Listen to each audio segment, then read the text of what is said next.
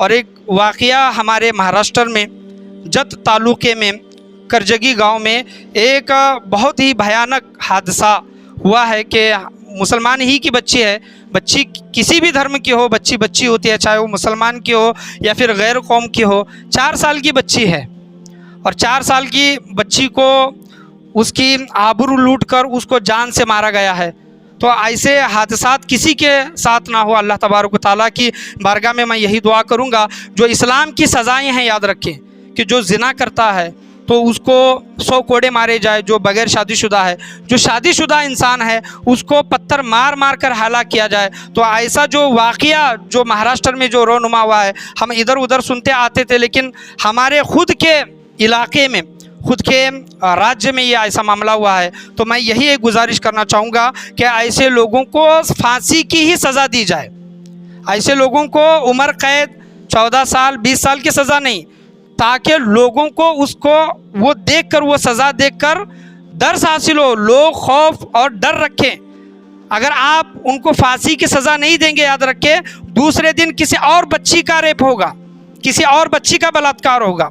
वो 4 साल की बच्ची है, बहुत से लोगों ने वो फ़ोटो भी देखे होंगे, कितनी मासूम बच्ची है, उसकी आबरू लूट कर उसको जान से मार दिया गया है। एक तो आबरू लूटना ये सबसे बड़ा गुनाह अजीम है ये, और वो उसकी आबरू लूट कर उसको जान से मारना। जान का बदला क्या है? इस्लाम में सज़ा क्या है? अगर आप किसी का नाहक कत्ल करते हैं तो उसकी सज़ा यह है कि उसको भी कत्ल किया जाए। तो उस इंसान को इंडिया की सरकार, गवर्नमेंट सरकार उसको फांसी की सज़ा सुनाए, यही हम गुजारिश करना चाहेंगे। और दूसरी बात यह है कि अपने बच्चियों पर थोड़ा नज़र रखें, ख्याल रखें।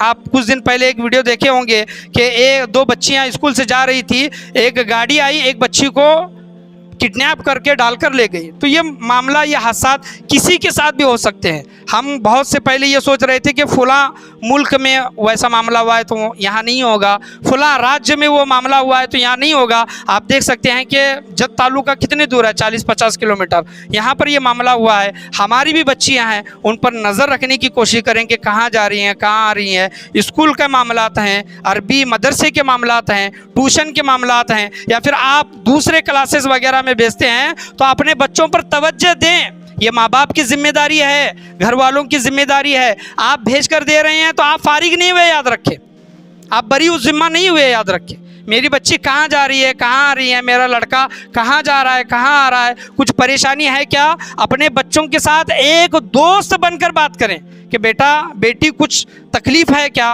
कुछ परेशानी है क्या, कुछ है तो मुझे अपना बाप ना समझो, बल्कि मुझे अपना दोस्त समझकर, मुझे अपनी माँ नहीं, मुझे अपनी सहेली समझकर बताओ। क्योंकि बच्चे डरते हैं और उन मामलात को नहीं बयान करते। बच्चों को, कुछ बच्चों को तो समझ ही नहीं होती। 4 साल की बच्ची, आप सोच सकते हैं कि 4 साल की बच्ची का साथ वो क्या मामला हुआ होगा। अल्लाह तबारक व तआला उस बच्ची की बख्शिश व मग़फ़िरत फरमाए, उसको जन्नत में आला मुकाम अता फरमाए, बच्ची के घर वालों को सब्र जमील अता फरमाए, और हमारे तमाम लोगों की, चाहे वो हिंदू हो, मुसलमान हो, क्रिश्चन हो, हर एक की आबरू की, इस्मत के अल्लाह तबारक व तआला हिफाजत अता फरमाए। ऐसे गुनाहों का अगर रोकना है तो उसका सख्ती के साथ उसका प्रोटेस्ट करें, मजम्मत करें, और सरकार से एक गुजारिश करें कि ऐसे लोगों को फांसी की ही सज़ा दी जाए, फांसी की ही सज़ा मिलनी चाहिए। अगर इस्लामी हुकूमत होती तो उसको फांसी की ही सज़ा मिलती, याद रखें। और ऐसे लोगों को फांसी की सज़ा मिलनी चाहिए। अगर सज़ा सख्त रहेगी तो ऐसे गुनाह होने से बचेंगे, याद रखें। आप दुबई वगैरह, आप सऊदी वगैरह देख सकते हैं, वहाँ पर 2 व्हीलर पर सोना वगैरह लेकर जाते हैं। क्यों लेकर जा रही हैं, क्या वजह है?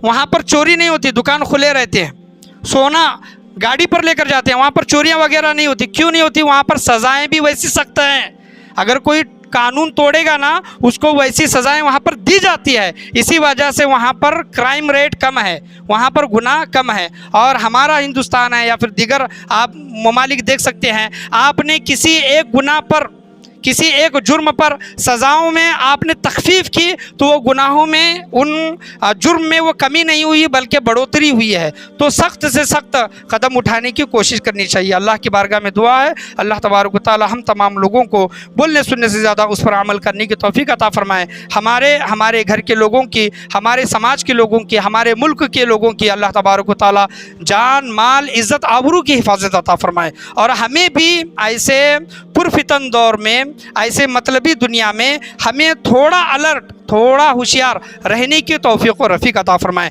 क्योंकि किसी एक की ज़िम्मेदारी नहीं है बल्कि ये तमाम लोगों की ज़िम्मेदारी है। सबसे पहले घर वालों की आती है, बाद में आजू बाजू रहने वालों की, बाद में ऐसे लोगों की जिनका ज़मीर ज़िंदा है, जिनका ज़मीर ज़िंदा है और कुछ गलत काम हुआ देखते हैं तो फ़ौरन वहाँ पर बोलते हैं, वहाँ पर उठ खड़े होते हैं। ऐसे लोगों की सख्त ज़रूरत है। अपने ज़मीर को ज़िंदा करें और गुनाहों के मुतालिक, ऐसे लोगों के मुतालिक आवाज़ उठाने की कोशिश करें।